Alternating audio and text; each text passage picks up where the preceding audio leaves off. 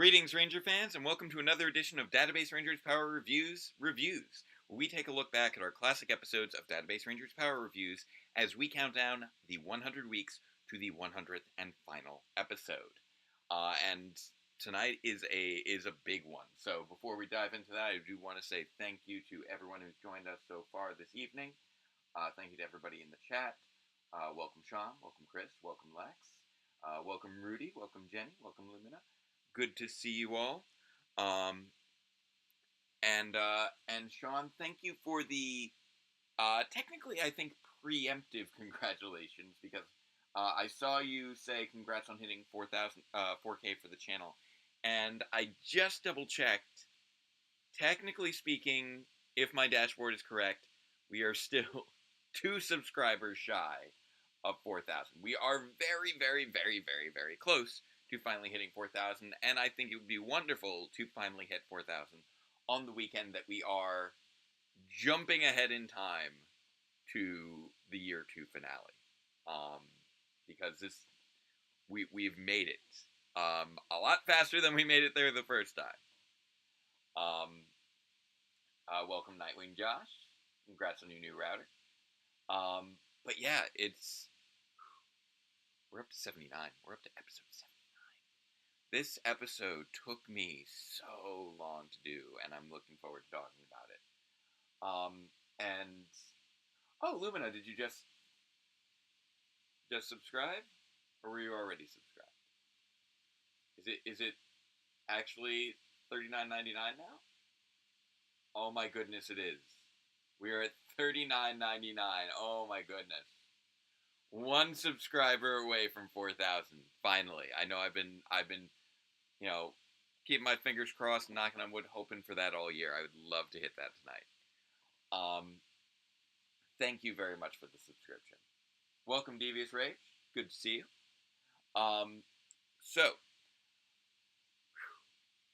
Obviously, people who have been following Power Rangers news on Twitter. Oh, let me see if I can turn up my mic. I wonder why my mic is so low. It's already pretty close to the max. I don't know why the mic is so low tonight. But yeah, it's I know that the big news on the social medias with Power Rangers lately has obviously been why is there so much problem with my? I have no idea why the volume is so low. I have the mic set higher than usual. Let me just double check. Speaking. Now I'm gonna try seeing maybe if I turn it down, that'll turn up the sensitivity. I don't know. Speaking. No, that turned down. That turned down. I don't know why you guys are having trouble hearing me. Very strange, because yeah, I have the mic set higher than usual. But yes, Austin St. John has been arrested for alleged conspiracy to commit wire fraud through the Paycheck Protection Program as part of that was part of the COVID relief. So yeah, that's a whole thing. A lot of people have been clowning around on that on the internet. Personally, I just find it kind of sad, because you never really want to see that sort of stuff happen, even if you know that they've been not under the best behavior with regards to their various activities over the last few years. You don't want them to engage in worse activities, like someone getting caught doing such things. I think is appropriate, but the fact that he was doing it at all is disappointing. Although I will say the one bit about the arrest that, no matter which way you look at it, is genuinely funny, is the fact that apparently on the legal document he is actually referenced as being the Red Power Ranger, which I don't feel is legally necessary. Not sure why they decided to do that, other than just to be like, Yeah, no, it's that Austin St. John. Um, and for many people who may not realize, Austin St. John is not his actual real name. It's the name that he adopted um, for for the sake of acting when he started working on Power Rangers. And ironically, his actual real name is Jason, Jason Geiger, I believe.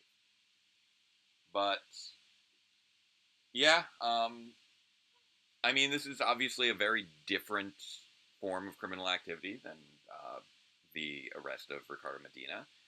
But yeah, it's not great. Big yeesh yikes business there. Um, but I don't want to dig into that too much tonight.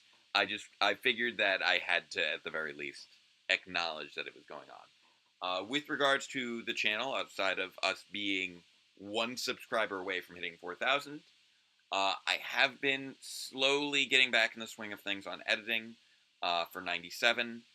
Um, I have it basically all filmed with the exception of those pickup shots that I was going to do last week before I had my bout of illness there. Um, it's slow going. So I have no promises in terms of pacing. I want to be able to release things at the end of the month, but that's all going to be dependent upon really probably how this weekend progresses.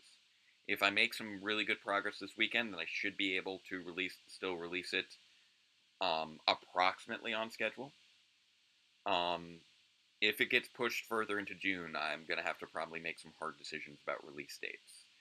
Um, this I've been saying all for well over a year now how we're counting down the 100 weeks to the 100th episode. The 100th episode, I really, really, really, really want to have be on the 10th anniversary. But if 97 gets pushed any farther, as it already has due to um, my having lost several weeks to my computer issues when that was under repair, and then to my health issues last week, which I do not wish to risk um, running into again. Um, if things get pushed forward, then we may be looking at episode 99 being released on the 10-year anniversary instead of episode 100, which I think would still be fairly momentous, even though it wouldn't be the goal that I'm aiming for. And in which case I'd be aiming for episode 100 to still come out by the end of the year. So that is my backup plan at the moment. Hopefully I won't have to resort to that. I will say that um, the number of weeks in between the 10-year anniversary and New Year's Eve is 11 weeks. So I may dedicate 11 weeks to the final episodes of Power Rangers Dino Fury before we release the actual final 100th episode. So that's sort of my backup plan. I'm not entirely sure how I'll be going about that, but that is approximately the backup plan right now if I'm not able to get 97 out in a timely manner and if I'm running behind on 98 and 99. Because, among other things, our goal is to hopefully, knock on wood, close on a house and move over the summer. That is what we've been aiming for. And that is obviously another time-intensive endeavor. But that's, that's something that, hasn't been by any means locked down or anything yet. But that's just another commitment that I have to take into account when dealing with the things I want to accomplish this summer. With regards to whether we'll have a trailer soon for 97, I certainly hope so. If everything goes well this weekend, then hopefully I should be able to release a trailer. I want to see if I can really power through some more of the editing and get the big main effect worked out. if it's looking good, then I'll release the trailer. Um, it's not looking great right now, uh, because I did lose that week to being uh, not in the best healthy state due to all the vasovagal syncope episodes that I encountered. And I've been somewhat slow paced since then due to having to catch up on grading for my job, and also just being still a bit out of it for a bit, um, and very nervous about pulling long hours editing after the health scare I had. So it's I'm trying to prioritize my own personal well being um, as I move forward with my goals here. Um, but I do certainly hope to be able to still hit them, along with many other goals that I have for this year. Now, all that being said, I've already spent too much time on our intro here. We're here to dive into the first part of the year 2 finale, the massive two-parter that took me 2 years to complete. So, let's dive into that, and let us not forget before we do our 3 equally non-controversial phrases. So, number 1, say it with me, chat. Black lives matter.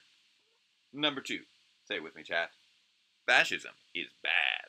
And number 3, say it with me, chat.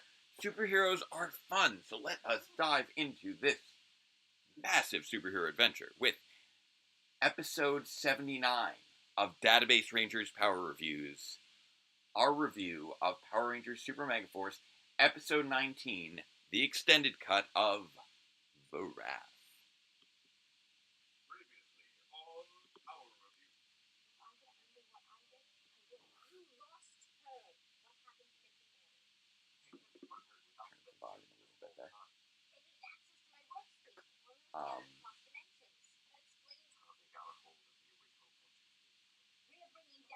Just recapping all the craziness that we've encountered since the end of the Summer Saga, along with the new abilities. Exorcism.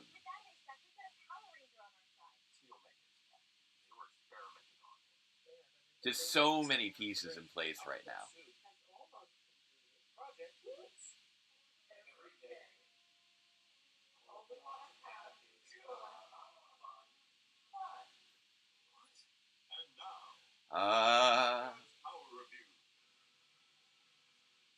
I don't know how many of you were around when I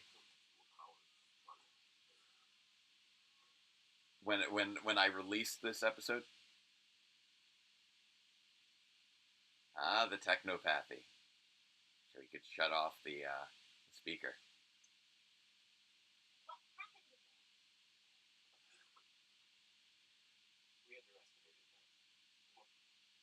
And this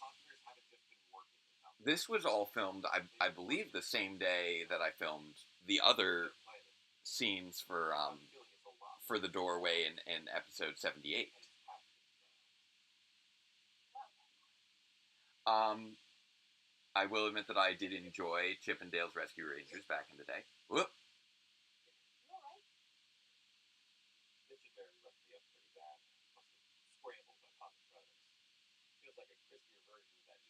But this episode, it's just wild how separated some of the filming was.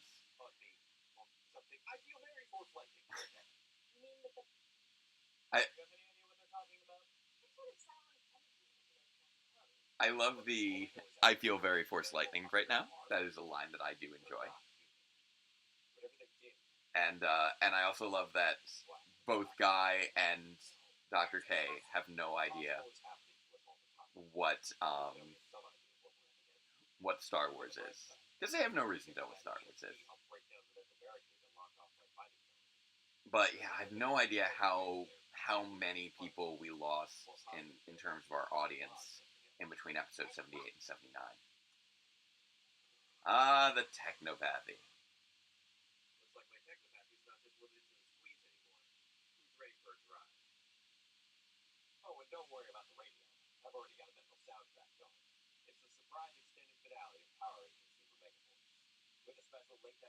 Uh, yeah, I actually like checked the footage amounts to make sure I knew the percentage in terms of how much extra footage. Um, like this was again, I wanted to go big for this. Um, a nice smooth composite there. This stuff was also all filmed uh, with the other um, car scenes from episode 78. So a lot of the stuff that we're looking at here was filmed around like April of 2015, even though this episode wasn't released until what was it? August of it was July of 2017. So when did DB unlock that power? Oh, his power of technopathy. The technopathy was something that he was engaging in subliminally for a long stretch of the show. The first explicit use of his technopathy was in episode 32, when he did manage to pull off. I think episode 32 was the first time he was able to do an internal monologue directed to the squee. And I believe that was his first time. But his powers have been just slowly becoming, just emerging more and more across the course of the series. Like when he got fried by the electromagnetic pulse by the T agents in episode 49, I believe it was. No, that was episode 48. 48. At the end of episode 48, when he got that fried his positronics in such a way that it unlocked his ability to fight and be cognizant of it instead of going into that fight or flight mode.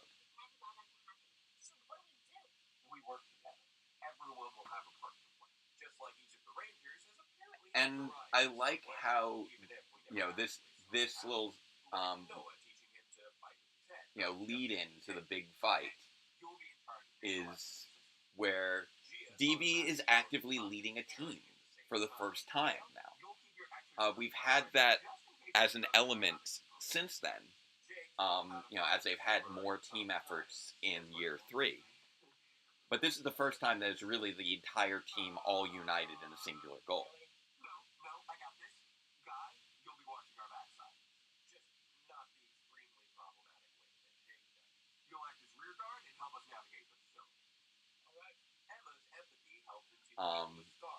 And this is just, we're hyping up for going into Alphabet Soup, because let's face it, just as we established back in episode 70, Alphabet Soup, by and large, the agents they encounter are no longer a threat, so they can go, full whole hog into this thing. Now they have Phantom Ranger ready to go. And I will admit, once again, we're seeing that there's no actual movement outside the windows. I did try a blur effect in episode 78 and a little bit in previous episodes as well that you may have noticed. But this episode, I was just working so hard to do so much. And it was such a long time in the making. Most of the first half of this episode was filmed, back in 2015 before I sprained my ankle. And it's really the second half where things got a little crazy, whereas so much of the stuff got delayed. Well, Jenny, it looks like you had good timing. Yeah, out of curiosity, how many of you were here for the full 2-year hiatus? How many of you saw 78 when it came out back in 2015, and then were still here for when I finally managed to follow up on it in 2017? Um,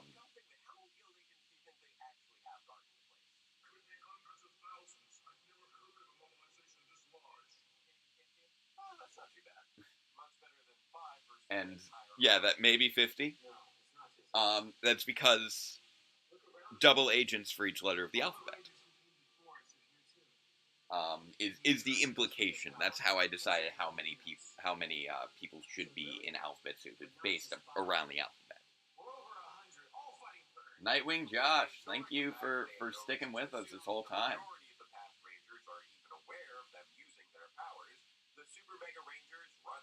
Hopefully, this was a satisfying comeback.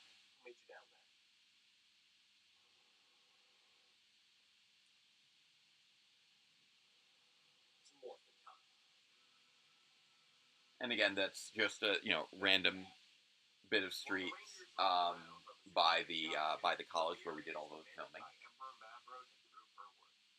Oh, Lex, yep, you're a youngin'.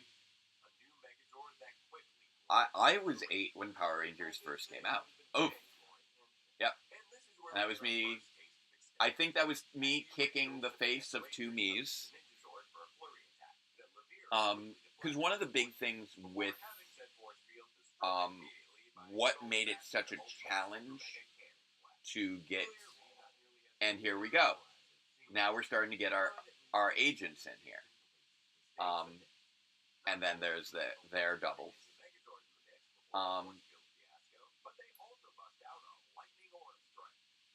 34 years. So you joined in after the comeback. So yeah, John and Dan here. Basically got recruited at like Dave's New Year's party, because Dave would generally have a New Year's brunch on New Year's Day each year.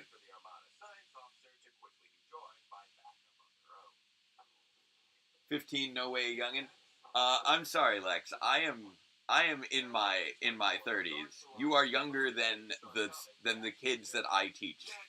I'm sorry to dub you a youngin, but in my book that does make you a youngin. You are less than half my age.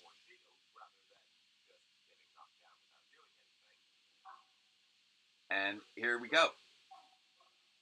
So we have all these different agents dealing with all these different combat scenes against an invisible me.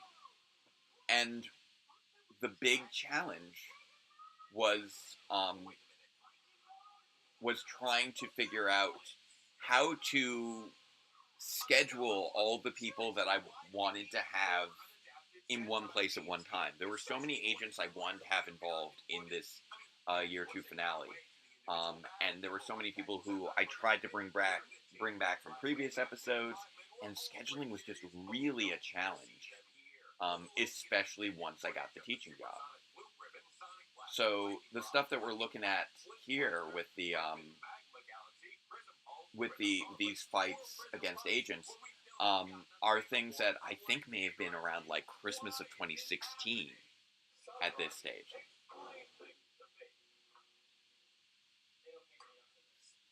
And there's Brian.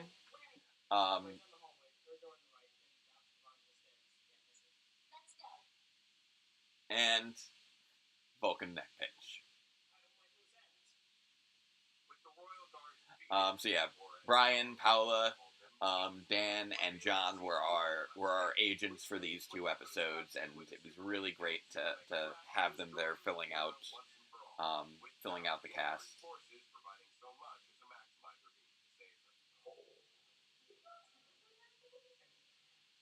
And that's and then the other big time sink when it came to these episodes was, of course, the fact that I was still doing the CG helmet.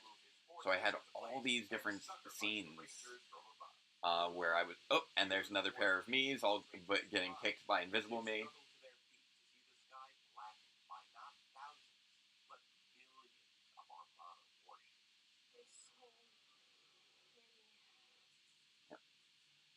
And this sequence now.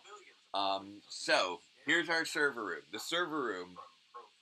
This is a random like basement storage area we found in one of the in one of the college buildings. So this was just random open door, random stairwell made it down here, and I just liked this location. The servers are literally old heaters. that I stacked next to one another, and then I duplicated to make it seem much longer.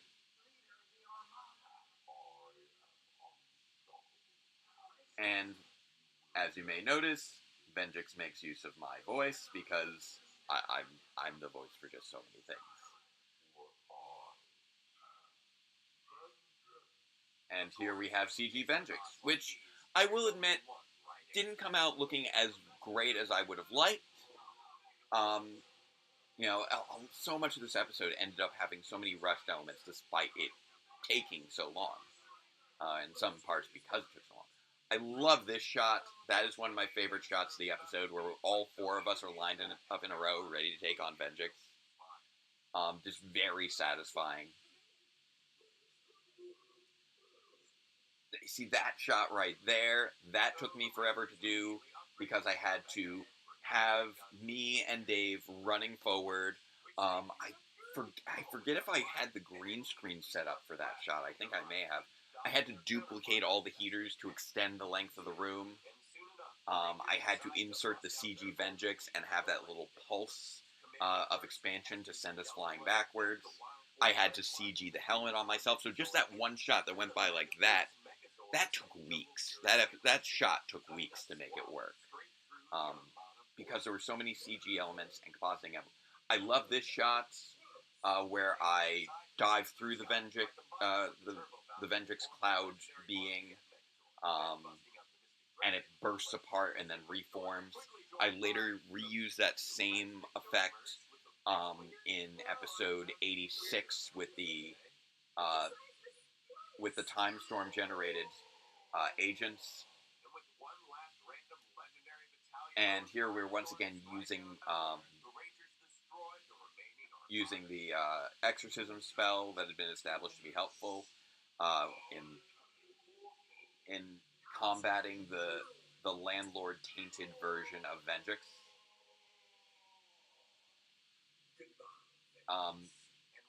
Venjix was actually originally intended to be just one of all the different threats they were encountering during the actual, final run.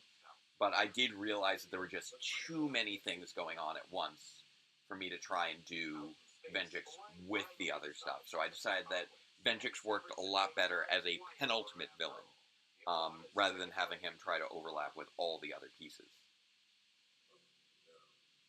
Oh, what determines your letter designation in Alphabet Soup? Generally speaking, whatever your real life name is. Like I believe Brian is Agent J. No. Yeah, no, he would be. No, he's not Agent J. I think he ended up being Agent X. I lose track now. Oh, and here we have Brian with the Agents R and the Secretary. So again, had to try and coordinate scheduling there. That was a fun shot to shoot because we have the Secretary in the center, flanked by doubles. So we had to sync that up so well. The two different Ks, Dr. K and Mayo. So we had to shoot, falling over on one side repeatedly, falling over on the other side repeatedly. Just so much precision timing for when we had these agents, and these other characters doubling up against each other. And here we have Agents S back, if I recall correctly. And I just love that they get clowned on again with the...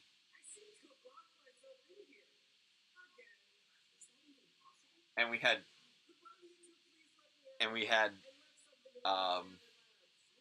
and we made use of Database being able to copy Dr. C's voice again.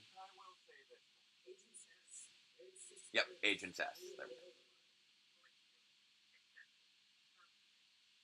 And I do the voice for the computer.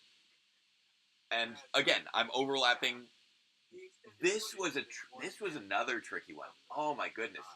Look at how you need to think about how ridiculous that shot was right there. Because that's the same person doubled over, and there's a grating going past him.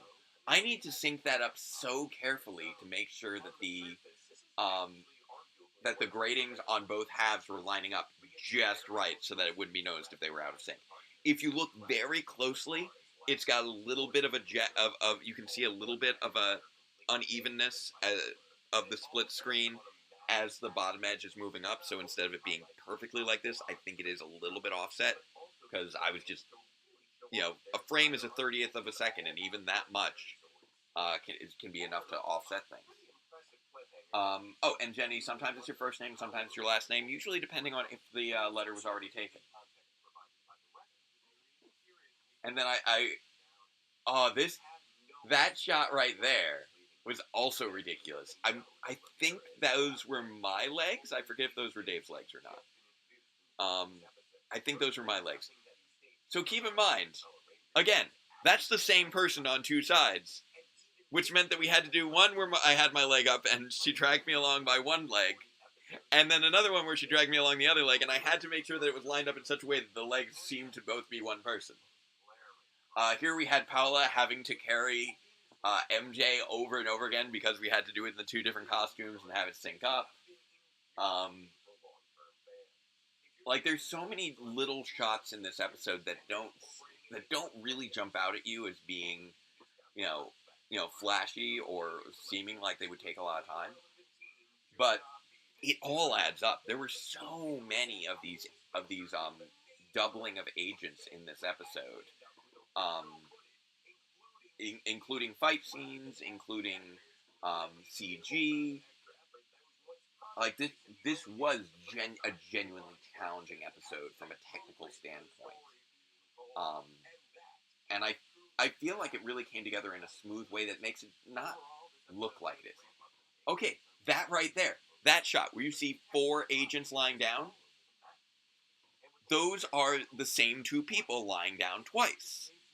So again, I had to make sure that I positioned them in such a way that I could cut around. Those legs, those are, the same person's legs going by twice and then a different person's legs going through. Now we have to have these 2 shots, where we shot everything with Kay on one side, and we shot everything with Mayo on the other side. So that was a long run. Those secretary shots, the reason that she's not in the same shot with everybody else is because it had to be filmed so much later. The directors were shot very late in the game, if I recall correctly, and because I'd had over a year before I was able to come back to it, I wasn't able to get the original the original Sir director back. And this is explicitly noting that it is November of 2014, 16 years after, November 20th, 1998.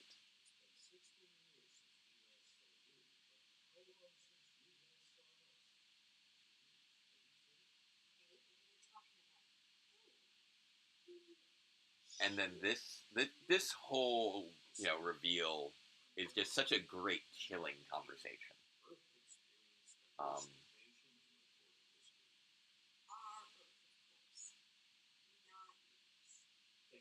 And also just considering this was their first time, going, actually having speaking lines in the show,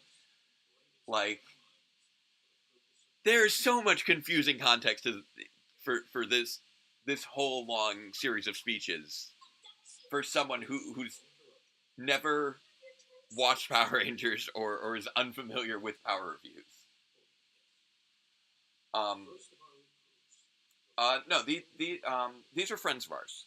These are local friends of ours, Betsy and Marty. These are not my in-laws. These are not either of our parents. But the idea is obviously that these are these were Dr. K's handlers. alternate universe versions of them, but still the same people.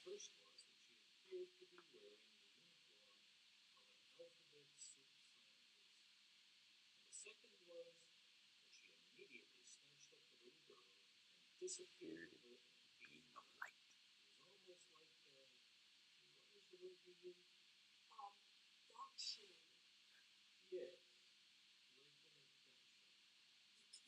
And this whole speech is basically clarifying everything that happened in episode 68 with the dive into Dr. K's mind. And this reveals exactly how it is that Dr. K's actions inadvertently set off a ton of the plot here, leading to Alphabet Soup ending up in this universe. Like, it's so ironic.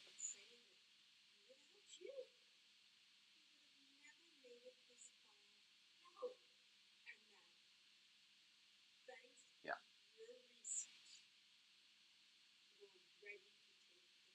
And ooh. And I had to kind of and we worked hard to find the right characterization for the directors too. Oh, and then this is just a random TV that I just pointed my camera at. That again was just on,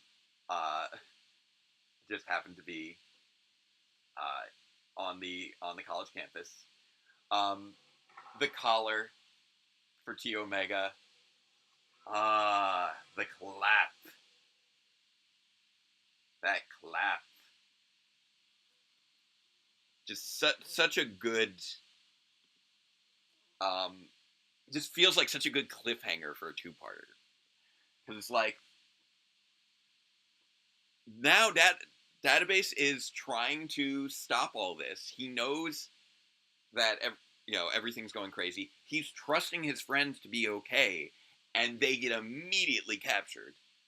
We get this big reveal with the directors of Alphabet Soup being Dr. K's handlers from the alternate timeline. And in walks T Omega with Dr. C going up to this portal gate and reaching his hands out for the clap. And we've seen what his claps do. So just such an exciting little cliffhanger. And this episode is, although it's nearly 25 minutes, which is rather long, which was a bit on the longer side back then, it didn't end up coming out nearly as long as I expected. I expected both of these episodes to run really close to half an hour.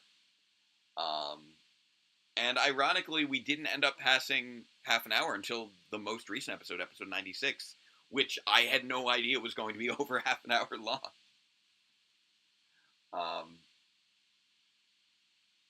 But yeah, so much work went into this episode, and it flies by really fast.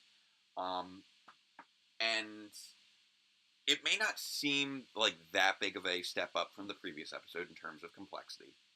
And it is and it isn't. But the real big thing that caused this to take so long was because I was trying to work on this simultaneously with episode 80. And that mandated that I that I try to get as many agents together as I could in any given time, and the schedules just were not lining up for the longest time, and I was so limited on my schedule that it just took me forever to work things out to have some free time to actually film, because at this point I during the course of this episode I started teaching. I mean, honestly, it's wild to me that when I started this episode, I hadn't even gotten married yet. And when I finished this episode, I had just been let go from a 2-year teaching job that I did not have at the beginning of this episode. And that's just wild to me. Just how much stuff happened during the course of this episode, of creating this episode. And then there were other things that also delayed it. like the fact that I had to film some parts of year 3 um, during the course of this. Um, and yeah, I'd been doing live reactions during the course of the whole thing, which weren't a huge commitment, but still took up like a few hours that I didn't really have to spare each week, because it took a while, because those were longer. You had to film them for an hour, and then you had to edit them for an hour, and then you had to export them for an hour, and so I couldn't be editing this episode when I was doing those. Um, and then uh, the first 3 episodes um, of year 3, along with some stuff that hasn't been shown yet, and episode 94 as well. So episodes 81, 82, 83, and 94 we've all seen now of year 3.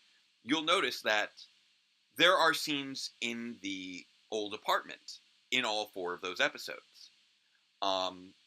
And we haven't lived there in a while. We moved out of that apartment in fall of 2016. So right after wrapping up Grid Defense,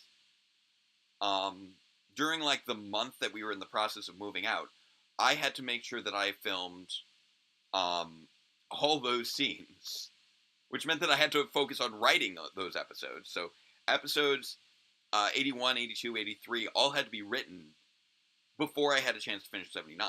Episode 94, or sorry, not 94, 92, not 94, 92. I was getting them confused. 94 was the PMC episode. 92 was the episode with the landlord in the apartment. Episode 92, I didn't write the actual review part of that in advance, but I did write the opening and the close so I could make sure to get all of the stuff, the windows, all the stuff that required the architecture of the apartment filmed ahead of time. So a bunch of stuff from episode 92 was filmed in September of 2016, which again delayed me being able to work on 79 and 80 because I had to focus on everything imaginable for the apartment before we moved out of that apartment. So that did make for additional challenges. So there were a lot of different things that delayed 79 and 80. Along with them just being very intensive episodes that I was editing simultaneously. 79 is obviously not nearly as complex as 80, but there's enough in there that it's still quite a bit. The whole first half, pretty reasonable. You know, the only real complex things in that first half are the occasional shots where you see both Mayo and Dr. K in the car. But all of that was filmed back in the spring of 2015. So basically the entire first half of this episode was filmed in spring of 2015, and the rest of it wasn't filmed until, like, winter of 2016. And then in 2017, my spring break was very busy, so I didn't actually have that. So, like, you know, I got to do some work on this a little bit during the winter break of my first year teaching, so that would have been winter of 2015, and then, but I wasn't able to get everything worked out because I was trying to still get a handle on everything. I had a little bit for the spring break of 2016, and then, but I was starting to ramp up on Grid Defense at that point because I'd been working on this episode for nearly a year at that point. And then I dedicated the summer to Grid Defense. Then I was back to teaching again. Winter break for 2016 and 2017, I clearly got, I definitely got a lot of filming done during that break because I was starting to get more into the swing of things with teaching, and didn't have as much grading to catch up on. But then the spring break was was a 3-week period where during the first week, it was the premiere of the Power Rangers movie, so I flew out to LA for that, for the Hollywood premiere and the red carpet and like talking to Brian Castantini and hanging out with Seamus and a whole bunch of things. And then I came back and then immediately left again because I had to help my parents move down to Florida. So those entire 2 weeks, I was just bouncing around. So I went from New York out to LA, back to New York, down to Florida, back up to New York. And so I only ended up having like barely a week's worth of editing time. And much of that was spent finishing up my 5-part vlog series from the trip. So very little editing actually got done during that time. And then it was the summer of 2017 already, which was when I finally got to get these out. During which time I was in the middle of moving to this apartment. So there were just so many things that happened in between episode 78 and episode 79 that were just, in many regards, outside of my control. And with respect to Grid Defense being just me needing a break from having worked on episode 79 for so long. Or 79 and 80, because I think when I was working on the script for Grid Defense, it was, when I finally decided to go for it, was that spring. And I started working on this basically in March of the previous year, was when I had filmed all the stuff in the car, all the stuff over at Justin and Sarah's house. And so I'm like, I've been doing the same thing for a year. It's burning me out. I need to do something different, rejuvenate. And I really wanted to show what I could do with Grid Defense in terms of trying to create a Power Rangers episode. It was a project that I had originally hoped to do after Power Reviews was done. And I decided that I wanted to do it for 2016 instead, because that was going to be the year of Power Morphicon. I wanted to try and see if I could get some eyes on it from the actual show to demonstrate that I am capable of working on Power Rangers. Didn't end up panning out. Came close.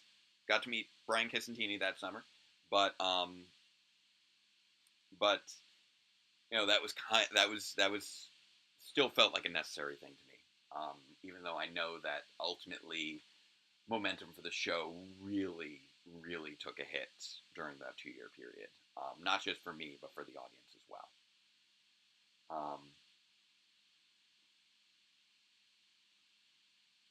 Oh, this was the first one you watched, right?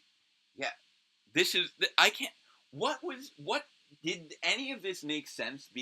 With this being the first episode that you'd seen, because like I can't imagine what it's like jumping into Power Reviews at episode 79. Because there's so much stuff that has been set up going into episode 79.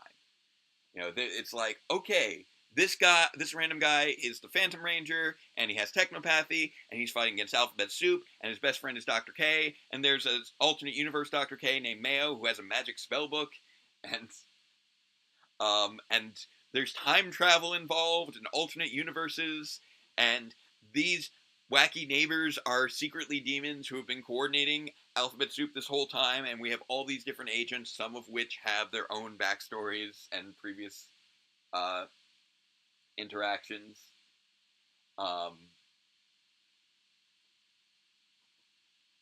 Yeah, I imagine that it was probably a lot like how I originally got into the Wheel of Time book series. Because I've mentioned, I think I've mentioned the Wheel of Time before. I started reading Wheel of Time back in middle school, and then finally finished it like 20 years later, when it had already come out. But I had first read it from book 7, because I just randomly picked up book 7 at a bookstore, and I read that, and I'm like, I have no idea what's going on. And then I read the first book. I'm like, oh, okay, this is really cool. And then I got into the whole series because I wanted to see how it got from that first book to the 7th book and beyond. Oh, Devious, you like when DB met Mayo in the laundry room? Okay, and Sean, this was the first episode that you got to see premiere after having watched the first 78. Yeah, and then of course I get to really dig into certain aspects of the Super Megaforce episode itself with the new powers triggering a whole rant from DB, which honestly, at the point when I saw the extended cut, I wasn't even that surprised by them at that stage. Like, Super Megaforce had already been so ridiculous, but I felt like I was obligated to have a rant about the new power sequence, and it worked well. I thought in terms of leading into that little uh, semi-interrogation of the one agent. I think I called him Agent X because I don't think I had a B. I don't think I had B. B was already taken, I believe, and so was J. And his name is Brian Jackson, so I think I decided to go with X due to Jackson. And then there was Paula Gonzalez was there, and so she was Agent Z because of Gonzalez.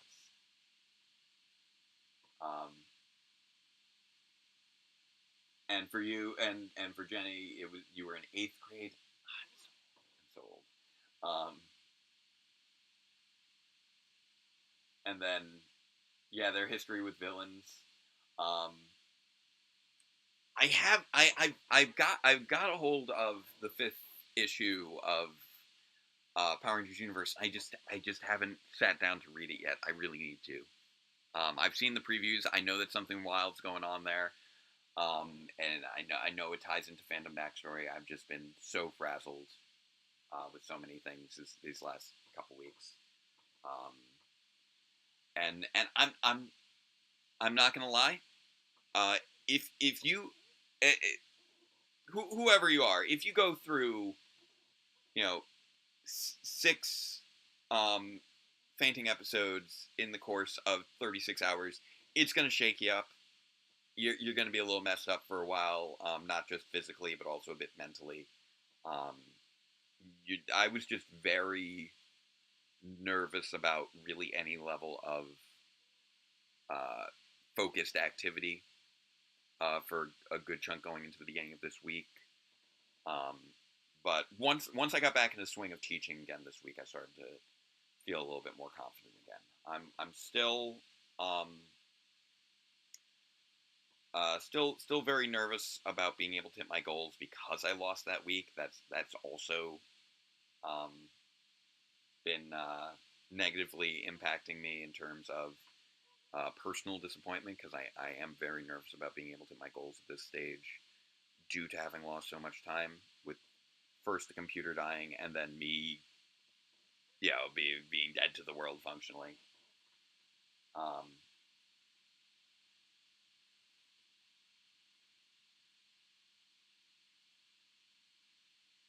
oh, I'm sorry to hear that, Lex. That sounds terrible. I'm sorry that you had such a rough time. I hope that things are doing better now. Um, and I'm looking back to the earlier comment of skipping the retro episodes because you hadn't seen those seasons yet. That steals some context. Oh man, I can only imagine what it like some of the jumps in the story, like going from episode 28 with Prince Takes Night over to episode 40 with Man the Machine. A lot happens between 28 and 40. Um, battle encounter between Database and Pre-Rift Phantom.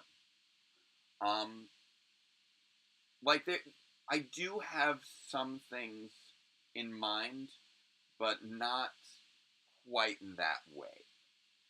Um,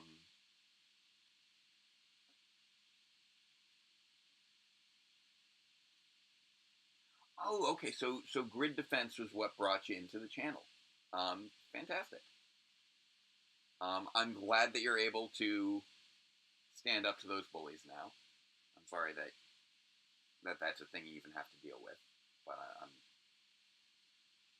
I'm glad that that you're able to stand up to them. But yeah, at this point, a lot of the focus is, with regards to the database, has shifted over into is shifting over into who he is now. There's some further reference to his discovery of who he used to be. And I do dive into some things that have been modified from my original ideas, due to recent reveals of Phantom in the comics. I have managed to adjust, I think, pretty well, for the implications that I've seen so far in the comics. I expect within the next week I should have even more context, and I'm curious to see how that comes together, and if that has any negative impact on my story, because a lot of the story of Power Reviews is about personal identity. So that ties into his personal identity as the Phantom Ranger. So if things about the Phantom Ranger's identity, um, you know, get further codified in the comics, that might impact uh, certain elements of my story, and I might need to adjust lines of dialogue, etc., to make them fit. Which I feel like I've done a pretty good job with so far.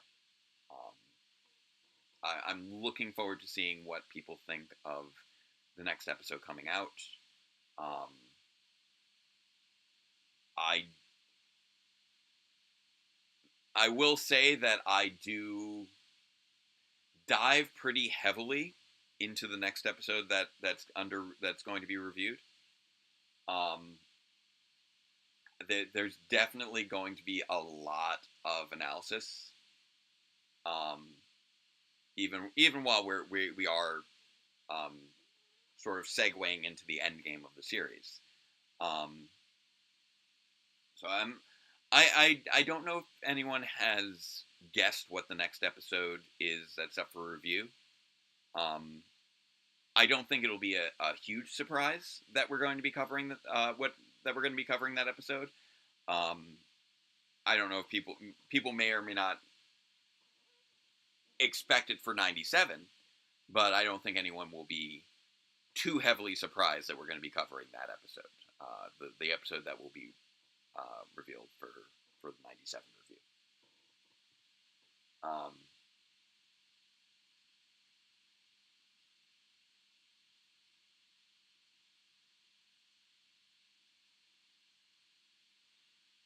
yeah. Um, like I can't speak to all of those experiences, but you know, autistic, possible ADHD with a special interest in Power Rangers. That does that those parts I can at least relate to. Oh, you encountered it. You got into the channel through TV tropes, so that's cool. Yeah, 85. That was all right. So you entered when we entered the hiatus, um, or the when we entered through the rift into the hiatus, the highly interactive abstract space, uh, temporally unstable space. Um, so if I'd finished, I probably would have been annoyed if the comics came out after I had already told my story through Power Reviews and been like, "Oh, come on, you're really gonna invalidate that aspect?" Like, it doesn't invalidate like the whole series or anything like that. It's just like certain plot points would have basically been negated, which would have been disappointing. Um, but I think I have a good enough workaround that still operates fine. Um, Basically, Edge of Darkness introduced two main elements to Phantom that I was not anticipating, but I think I still worked around them pretty well because, um, like, among other things, Phantom has been revealed to be far older than I anticipated, and um, due to how they seem to present him in the comics, he does not have the ability to demorph in the comics, as far as I can tell, as opposed to Database. And those are things that that I have found ways to address. So that being said, yes, thank you, Jenny. It has been an hour since the live stream started. I knew I was going to go off on various tangents tonight with the episode we were going to be covering, and I'm sure that next week's going to be just as I'm going to have just as much to talk about, possibly even more. All right, so all that said, let's wrap things up. We'll have a lot to talk about next week with episode 80, biggest episode I've ever done. Arguably the biggest episode I'll ever do in terms of just all the different points of coordination that took going into it. But before we do head out, let us not forget our remaining 3 equally non-controversial phrases. So, number 1, say with me, chat, love is love. Number 2, say with me, chat, trans rights are human rights. And number 3, say with me, chat, robots are cool. We get to watch this robot being cool in action again next week. So, thank you all again for joining me, and I look forward to seeing you all next week. Don't forget to tune in Sunday at 11 Eastern Time for the release of the next deeper look and rapid run-through for Power Rangers Dino Fury. That'll be for episode 10, Losers Weepers, which I look forward to putting together shortly after wrapping this up. And until next time, farewell, Ranger fans, and let the power protect you.